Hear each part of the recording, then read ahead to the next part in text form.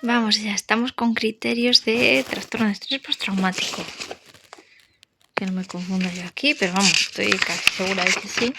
Criterios diagnósticos del trastorno de estrés postraumático. Y nos quedaban los últimos, que bueno, para mayores de 6 años, tanto para mayores de 6 años como para menores de 6 años, la alteración no se puede atribuir a los efectos fisiológicos de una sustancia, por ejemplo, medicamento, alcohol o a otra afección médica. Especificar sí, esto también en el caso de los dos, tanto mayores como menores de 6 años. Especificar sí, con síntomas disociativos, los síntomas cumplen los criterios para el trastorno de estrés postraumático y además, en respuesta al factor de estrés, el individuo experimenta síntomas persistentes o recurrentes de una de las características siguientes. Ojo, síntomas disociativos puede ser despersonalización o desrealización. Despersonalización, experiencia persistente o recurrente de un sentimiento de desapego y como si uno mismo fuera un observador externo del propio proceso mental o corporal. Por ejemplo, como si se soñara, sentido de irrealidad de uno mismo o del propio cuerpo o de que el tiempo pasa despacio. Desrealización, experiencia persistente o recurrente de irrealidad del entorno. Por ejemplo, el mundo alrededor del individuo se experimenta como irreal, como en un sueño, distante o distorsionado. Vale. Despersonalización es como si te despegaras de tu cuerpo y te vieras desde fuera, o sea, como un viaje astral. Y desrealización es irrealidad del entorno. Vale, son bastante parecidas. Nota, para utilizar este subtipo, los síntomas disociativos no se han de poder atribuir a los efectos fisiológicos de una sustancia. Por ejemplo, desvanecimiento, comportamiento durante la intoxicación alcohólica u otra afección médica, por ejemplo, epilepsia parcial compleja. Especificar sí. Con expresión retardada, si la totalidad de los criterios diagnósticos no se cumplen hasta al menos 6 meses después del acontecimiento, aunque el inicio y la expresión de algunos síntomas pueden ser inmediatos. Vale. Para mayores de 6 años, en lugar de los 3 años del DSM-4-TR, porque se ha subdividido el núcleo de evitación en embotamiento afectivo.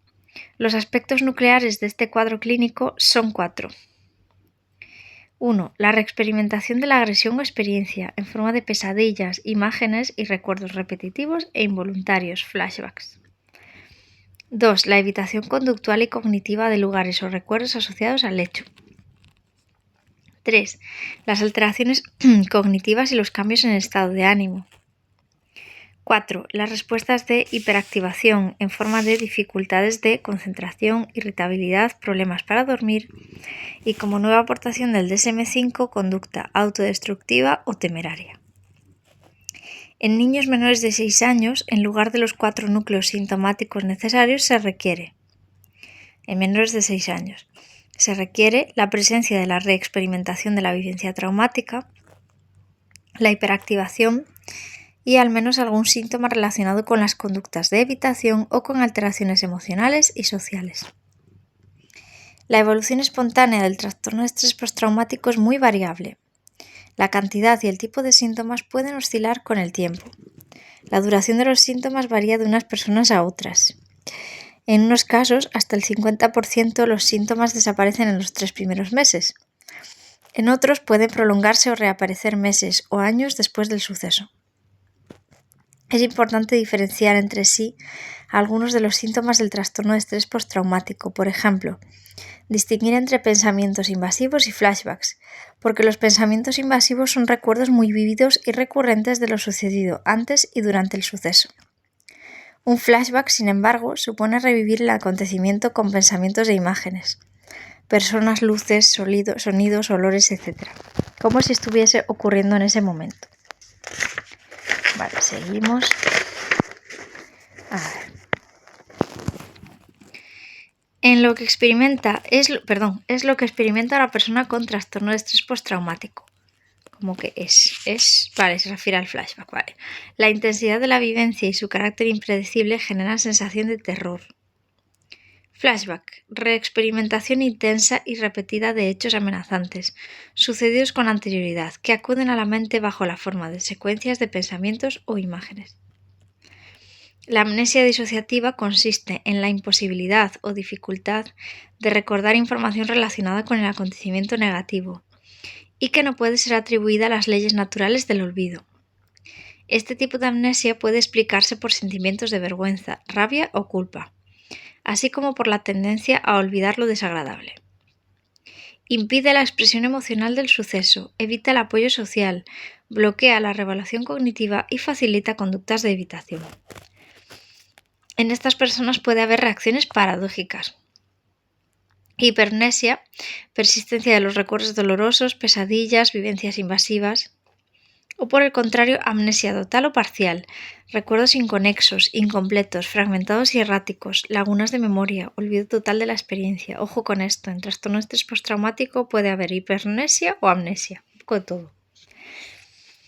Son dos los polos que constituyen el núcleo de la sintomatología postraumática: la reexperimentación y la evitación. En la memoria se graban más fácilmente los recuerdos repetidos o los que tienen carga emocional. En este cuadro clínico hay que distinguir síntomas positivos: reexperimentación, alteraciones cognitivas, evitación y activación. Síntomas negativos: apatía, embotamiento afectivo, sensación de indefensión, más difíciles de tratar. Si no recuerdo mal, creo que era la esquizofrenia, los negativos también daban como peor pronóstico. No sé si era la esquizofrenia o en otra cosa, pero bueno. Para diagnosticar trastorno de estrés postraumático se requiere que el suceso traumático produzca interferencia significativa en el funcionamiento social y escolar laboral, pérdida de interés por lo que antes resultaba atractivo, lúdico e interpersonal, y un cierto embotamiento afectivo, anestesia emocional, para experimentar sentimientos de intimidad y ternura. Se diagnostica trastorno de estrés postraumático si los síntomas se mantienen más allá de un mes desde el suceso. Vale, más allá de un mes. Es verdad que el TEA era menos de 4 semanas y el TEPT más de 4 semanas. Anestesia emocional. Definición: embotamiento afectivo para experimentar sentimientos de intimidad y ternura hacia los seres queridos tras un suceso traumático, sobre todo si ha sido causado intencionadamente por otra persona. Perfil psicopatológico del TEPT. La reexperimentación es muy alta en víctimas de agresiones sexuales, terrorismo y maltrato.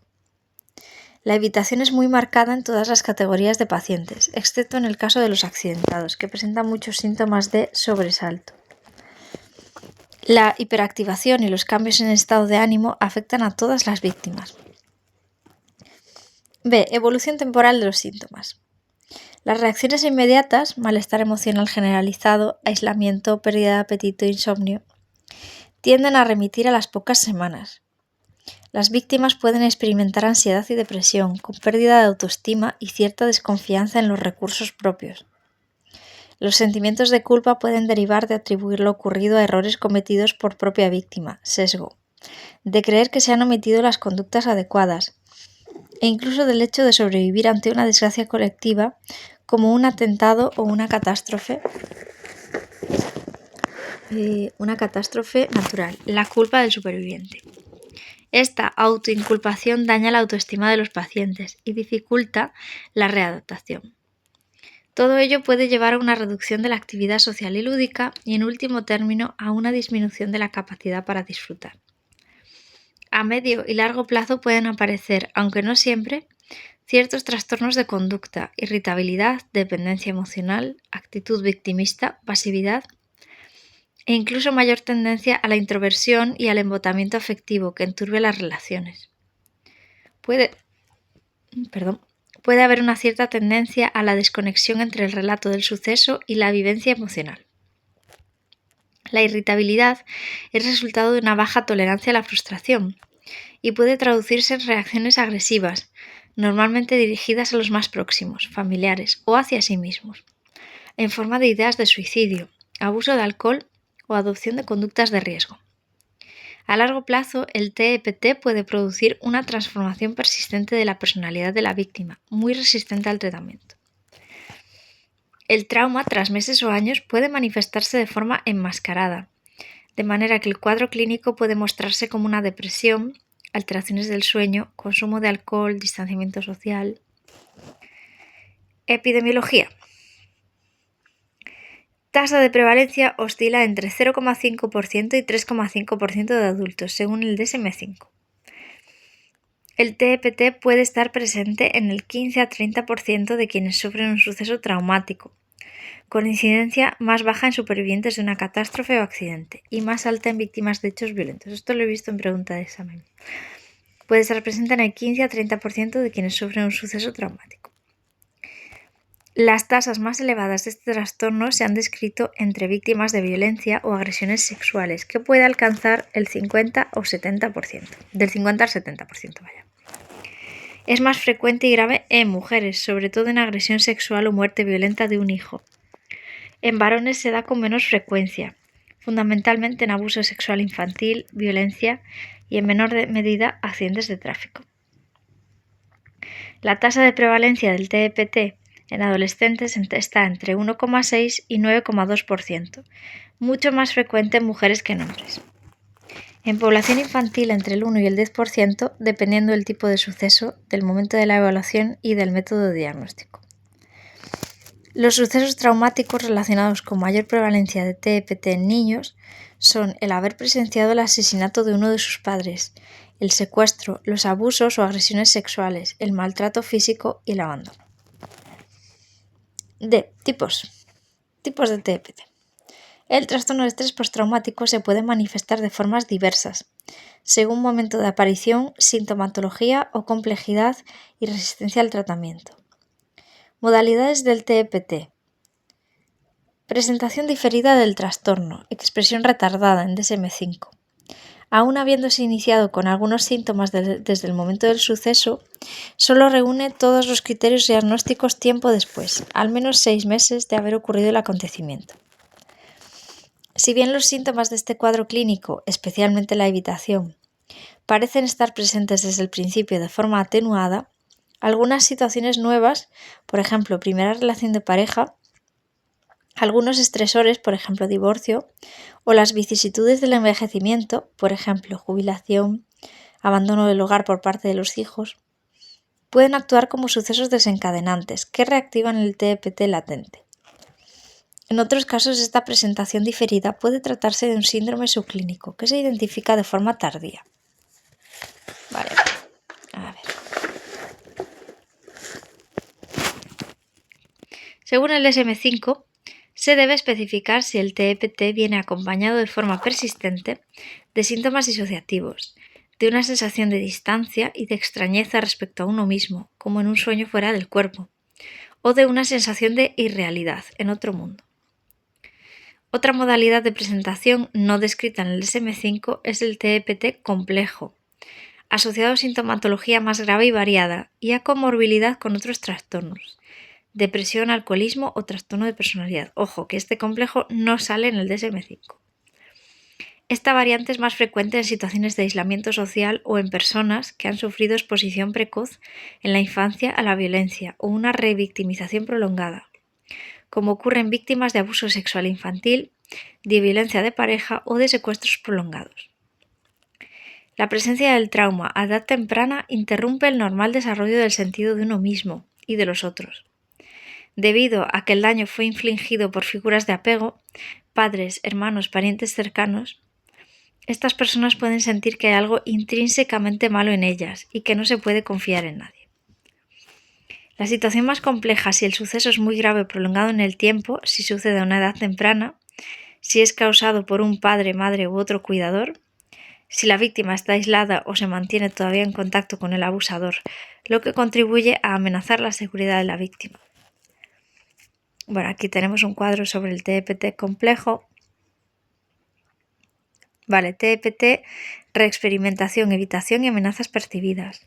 Y cuando es complejo, añade problemas en la regulación del afecto, creencias negativas sobre uno mismo y dificultades interpersonales. Y en la tabla 4.4 tenemos síntomas del trastorno de estrés postraumático complejo. Síntomas, esta letra se ve regulinchi. Síntomas sugeridos para diagnosticar el TEPT complejo. Alteraciones en la regulación del afecto y los impulsos, en la atención y la conciencia, en la percepción de uno mismo, en las relaciones con otros, somatización y alteraciones en el sistema de valores. Otros síntomas descritos por pacientes con TEPT complejo: sentir vergüenza y culpa, tener una sensación de embotamiento, de falta de sentimientos, no poder disfrutar de nada, controlar las emociones mediante el uso de drogas, alcohol o haciéndose daño a sí mismo, aislarse de lo que está sucediendo a su alrededor, disociación, tener síntomas físicos causados por la angustia, no poder expresar las emociones con palabras, a veces tener deseos de querer acabar con la vida y asumir riesgos y hacer cosas sin pensarlo. Según la CIE-1, será CIE-11 supongo. Bueno, el diagnóstico de TEPT complejo requiere cumplir con los criterios para el TEPT: reexperimentación del trauma, evitación de pensamientos y recuerdos del evento o evitación de actividades, situaciones o personas que recuerden el proceso traumático, y percepción persistente de una amenaza actual acentuada. También se producen problemas en la regulación del afecto, creencias negativas con respecto a uno mismo, sentirse sin valía, derrotado, sentimientos de culpa o fracaso relacionados con el suceso, y dificultades para mantener relaciones y sentirse cerca de los demás. Vale. A ver. Bueno, tenemos aquí al guapo.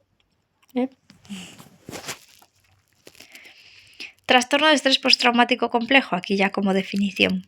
Es resultante de la exposición a estresores muy intensos, repetitivos o prolongados en el tiempo, abuso infantil, violencia contra la pareja o secuestros prolongados. Hay unos síntomas específicos, como alteración en la identidad personal, dificultades en la regulación emocional, descontrol de los impulsos, desconfianza generalizada en los demás y el aislamiento social, y hay una frecuente comorbilidad con otros trastornos, como alcoholismo o depresión. El trastorno de estrés postraumático en la infancia y adolescencia. Los niños presentan dificultades para relatar sus pensamientos o etiquetar sus emociones.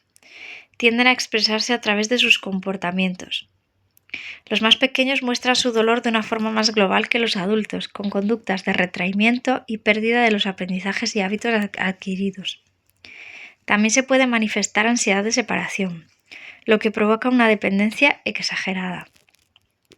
La capacidad de expresión verbal aumenta con el desarrollo y solo a partir de los 8 o 9 años el niño aporta una cronología fidedigna de los acontecimientos.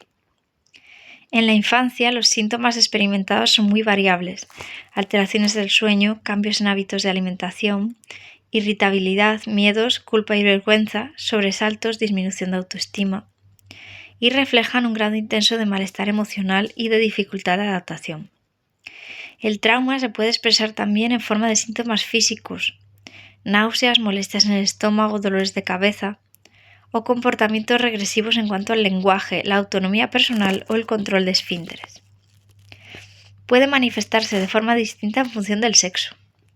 Los niños tienen más dificultades para expresar sus emociones que las niñas. En las niñas predominan síntomas ansiosos y depresivos. En los niños son más frecuentes los trastornos de conducta, las conductas temerarias y la irritabilidad, como que está cabreado. Puede surgir inadaptación escolar en ambos y dificultades de socialización. La reacción emocional en los menores puede ser más intensa, lo que implica un nivel más amplio de desorganización de la conducta, pero menos duradera que en adultos. Los menores tienden, más que los adultos, a culparse a sí mismos. Sin embargo, el grado de recuperación suele ser mayor. A largo plazo, algunos menores albergan sentimientos de ira y presentan predisposición a comportamientos violentos y vengativos. Otros se implican en conductas de riesgo que ponen en peligro su integridad física. Ello depende en buena medida de la reacción de los seres queridos. La traumatización de los padres y la ausencia de atmósfera de apoyo y comunicación tienden a agravarlo. En la adolescencia puede haber una tendencia a adoptar cambios radicales de comportamiento y estilo de vida, a veces por actitudes escapistas, alejarse del hogar, alcohol, drogas, ponerse en situaciones de riesgo o mostrar interés extremo por experiencias nuevas. En cuanto a la evolución de algunos síntomas, la expresión clínica de la reexperimentación varía en las fases de desarrollo y puede mostrarse de forma distinta que en adultos. Los más pequeños pueden expresar los síntomas de reexperimentación directa o simbólicamente mediante juegos o escenificaciones relacionadas con el trauma, de naturaleza ansiosa, repetitiva y rígida, o mostrar sueños de terror recurrentes, sin contenido reconocible. También pueden actuar con reacciones emocionales o físicas intensas, cuando se exponen a recuerdos internos o externos relacionados. A ver. ¿Esto ya se acaba aquí? No, que va. Vale, las conductas evitativas.